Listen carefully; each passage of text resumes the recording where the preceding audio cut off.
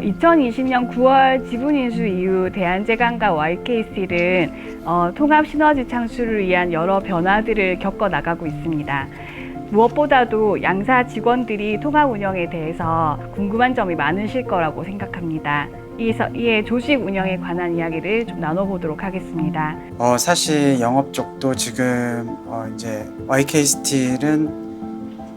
YK스틸 부산 직원들이 이제 신평에서 같이 근무를 하게 되었고, 저희 서울지사도 지금 이제 조금 저희만의 특별한 공간을 허락해 주셔서 사무실을 지금 확장 공사를 거의 마무리하는 과정인데, 사실 이제 서로 이제 같이 지내면서 사실 이제 얘기도 조금씩 나눠보면 서로 조금 인사 제도도 다르고 복지 제도도 조금 다른 것을 조금 알 수 있었습니다. 근데 사실 이것도 이제 언젠가는 서로 같이 합쳐지고 통합된다라고는 예정이라고는 알고 있는데, 그 변경되는 시기와 방식이 조금 궁금합니다.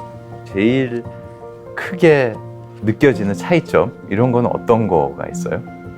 조금 이제 승진되는 기준도 조금 서로 다른 것 같고요. 인사제도 같은 경우도, 그리고 복지 같은 경우도 서로 뭐 이게 이제 명절 때 나온다던가 뭐 이런 게 조금씩 다른 걸로 알고 있어서 그런 부분이 조금 궁금했습니다. 김현석 과장은 사실은 구매팀은 다 통합해서 운영하고 있잖아요. 더 많이 느끼셨을 것 같은데 그거 차이점 뭐 또는 어떤 방법으로 좀 통합이 되면 좋겠다. 물론 뭐 혜택이 많으면 좋죠, 사실은. 그렇지만 이제 좀 더 전사적인 관점에서 보면 뭐 어떤 게 좋겠다. 뭐가 있을까요? 인사제도라든가 복지 시스템 이런 게 많이 다르다는 걸 느꼈습니다. 진급 연한이라든가 그런 게 좀 다르고, 뭐 복지도 이제 일정 부분 그냥 연말에 이렇게 지급되는 것도 있고, 그런데 저희 쪽에서는 뭐 명절이라든가 이렇게 기간을 두고선 지급되는 것도 많습니다. 제일 좋은 방법은 서로 양사의 좋은 점만 합해갖고 이걸 반영한다는 건데, 뭐 이렇게 좋은 점만 한다는 거는 솔직히 뭐 좀 어려움이 있을 거라 생각을 합니다. 하지만 이제 사장님께서 이제 좋은 부분은 최대한 좋게 적용을 하시고, 안 좋은 부분은 안 좋은 부분에 대해서 이런 거는 어떻게 개선을 해서 진행할지 이걸 결정하신 다음에, 뭐 모든 직원들이 뭐 만족할 수는 없겠지만 최대한 많은 직원들이 만족할 수 있도록 그렇게 좀 변경을 해갖고 말 그대로 통합 시너지를 냈으면 좋겠습니다. 통합 시기는 2022년 내로는 할 예정이에요. 그건 일단 이제 사무직에 관련된 거예요. 왜냐하면 현장은 이제 그 단체 협상, 임금 협상이라고 하는 다른 이 뭐라 그러나 프로세스가 있기 때문에 현장을 똑같이 맞추기는 사실 좀 어렵더라고요. 이제 사무실은 아마 하나의 저 원칙으로 이제 진행을 할 것 같은데, 디테일하게 뭘 어떤 식으로 바꾸겠다라고 하는 거를 지금 딱 말씀드리기는 조금 어려워요. 왜냐하면 가장 큰 차이가 뭐냐면 대한제강은 인센티브가 크고요. YK스틸은 조금 이렇게 뭐라 그러지? 수당이 이제 사이사이에 나오는 게 많다 보니까 그 차이가 있어요. 실제로 실적이 좋은 경우는 대한제강 직원들이 많이 받아가는 구조고요. 실적이 나쁘면 YK스틸에 있는 분들이 더 많이 받아가는 구조예요. 그래서 이게 그 지향점을 어디를 가야 되느냐의 문제를 생각해 보면, 저는 항상 많이 벌면 많이 나누는데 못 버는데도 이제 많이 나눌 수는 없는 거 아니냐로 출발을 하는 거거든요. 두 번째로는 이제 뭐 아까 승진연한 우리 성훈 과장이 얘기를 해줬는데, 승진연한에 대한 이제 외부 변수는 두세 가지가 있어요. 왜냐하면 이제 정년이라는 게 하나가 있고요. 정년. 왜냐하면 정년 동안에 고용 보장을 이제 회사에서 해줘야 되기 때문에 우리 회사에 이제 그 정년까지 기본적으로 스테이한다는 전제하에 이제 승진 구조를 짜야 되기 때문에 이 각각의 간격이 늘어날 수밖에 없어요. 단 이제 지금 대한제강 YK의 통합 HR 시스템에 어떤 게 있냐면 패스트 트랙 같은 걸 하나를 만들어요. 그래서 이제 이게 이제 성과가 좋은 사람을 더 차별화해서 인정받을 수 있도록 만들어주는 그런 거는 지금 준비를 하고 있어요. 장단점이 다 있어요. 어디에 이렇게 균형을 맞춰야 될지는. 그래서 계속 피드백을 받을 거예요. 그럴 때 이제 여기 계신 분들이 적극적으로 의견을 내주시면 좋을 것 같다라는 말씀을 마무리로 좀 드리도록 하겠습니다.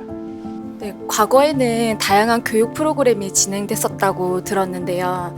요즘 코로나로 인한 원인이 있겠지만 현재 법정 교육 외에는 전사 교육을 실시하지 않고 있습니다. 그래서 향후 인재 육성 계획은 어떻게 되시는지 궁금하고, 최근에 제가 비전 캠프를 다녀왔을 때 그 교육이 좀 기억에 남는데, 저희가 양사가 모여서 이제 앉아서 교육을 들으면서 각자의 회사에 대한 생각을 할 수 있는 좋은 교육도 됐었지만, 마지막에 체험했었던 그 도미노 게임의 부분에 있어서는 그 양사 조직원이 모여서 하나의 문제를 해결하기 위해 몸으로 부대끼고 협업하고 했던 점이 가장 기억에 남거든요. 그래서 향후에도 저희가 한 가지 문제를 해결하기 위한 그런 활동들을 좀 더 추진하는 교육들이 있었으면 좋을 것 같습니다. 저는 신입사원 공채로 입사를 해서 처음에 이제 신입사원 교육받고 회계 교육도 받고 전사에서 해주는 교육을 사실 많이 참여도 했었고 되게 많은 걸 얻을 수 있었던 기회가 됐었고요. 근데 사실 코로나 때문에 사실 많은 교육들이 지금 진행이 되지 못하는 부분은 분명히 있는 건 맞는 것 같고, 하지만 그래도 전사의 방향성에 맞게 저희가 필요한 교육이 있다면 조금 그 기회를 계속 뭔가를 만들어 가야 된다라고 생각이 듭니다. 짧게는 1, 2년 있으면 이제 부산에 있는 구평공장은 당진으로 이전을 하게 될 거고, 그러면 지역이 이제 부산, 서울, 당진, 평택, 진짜 지금보다 조금 더 각 직원들이 다 뿔뿔이 흩어질 거기 때문에 중요한 거는 교육도 중요하긴 중요한데, 우리가 이제 같이 일하는 직원들이 잘 이제 서로 얼굴을 좀 맞대고 일하려고 하면 서로 공식적이든 비공식적이든 회사에서 좀 이렇게 다 같이 모여가지고 만날 수 있는 자리를 마련해줬으면, 그 일례가 이제 올해 했었던 비전 캠프 같은 것도 될 수가 있겠고, 다른 교육을 빌미로 해가지고 이렇게 다 같이 이제 각 지역에 있는 사람들이 모일 수 있는 자리가 좀 생기면 좋을 것 같습니다. 일은 혼자서 하는 게 아니기 때문에 여러 사람들이 모여야 되거든요. 그 소위 말해 팀워크가 중요한데, 팀워크도 교육이 필요해요. 사실은 팀을 매니지먼트 할 수 있는 스킬도 중요하고요. 두 번째는 서로 좀 친해져야 돼요. 알고 지내야 돼요. 그러다 보니까 어떤 특정 교육을 제가 이제 뭔가를 하고 싶은 생각은 사실은 없는데, 1년에 몇 번 정도 2022년차 비전 캠프를 만들어서 이때까지 컴바인 되지 않았던 이 구성으로 한번 모아서 이제 그 교육을 받는 거, 이제 이런 부분들은 좀 의미가 있을 것 같고요. 그럴 때 이제 2가지나 3가지 정도의 아마 교육이 들어가면 좋을 거라고 생각을 해요. 새롭게 바뀌어 나가는 트렌드에 대한 이해는 분명히 좀 필요할 것 같고요.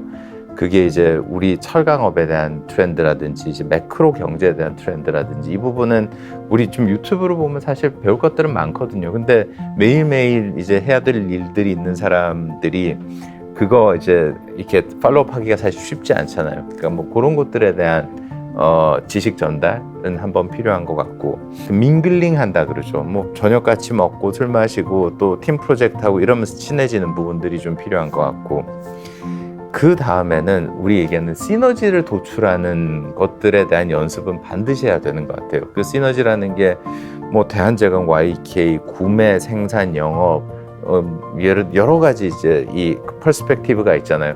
대한제강과 그러니까 철강 대 비철강, 철강 대 서포팅 이럴 수도 있는 거고, 그래서 교육은 지속적으로 투자를 하도록 하겠습니다. 두 회사를 경영하시는 입장에서 그 대한제강과 YK 스틸의 조직 문화의 가장 큰 차이점이 어떤 점이라고 생각을 하시는지, 또 서로 간에 이 부분은 꼭 좀 배웠으면 좋겠다라고 하는 각자의 장점이 어떤 부분이 있을지. 예전에도 사장님이 얘기하셨지만 이게 결혼한 거랑 비슷한 것 같습니다. 서로 다른 환경에서 자라왔던 그 두 회사가 합쳐진 거기 때문에 분명히 장단은 있을 것 같고요. YK 스틸 같은 경우는 제가 느끼기에는 조금 소통이나 전체적인 문화 자체가 조금 부드럽고 소통이 자유롭기 때문에 조금 뭐라고 해야 될까요? 조금 일하기가 조금 부드럽게 뭔가 일들이 진행이 된다라는 느낌을 많이 받았고요.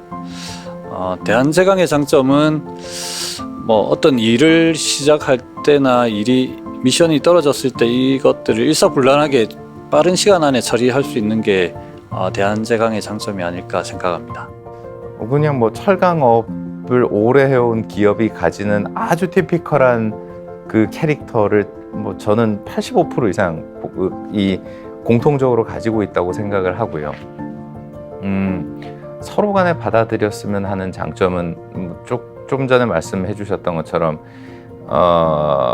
YK는 좀 신중하고요. 대한제강은 조금 적극적이에요. 근데 그게 뭐 대단히 큰 차이가 있는 것 같지는 않아요. 그러니까 서로 보면 그래 이런 부분, 그러니까 보완해 줄 수 있는 정도의 차이라는 거고 다르다라는 걸 느낄 수 있을 정도의 차이는 저는 사실은 잘 모르겠어요. 그래서 저는 큰 차이가 없다고 생각을 하고 그 두 회사가 그러면 통합적으로 만들어내야 될 기업 문화가 뭔지에 대한 방향성은 제가 2022년에 만들어야 될 것 같아요.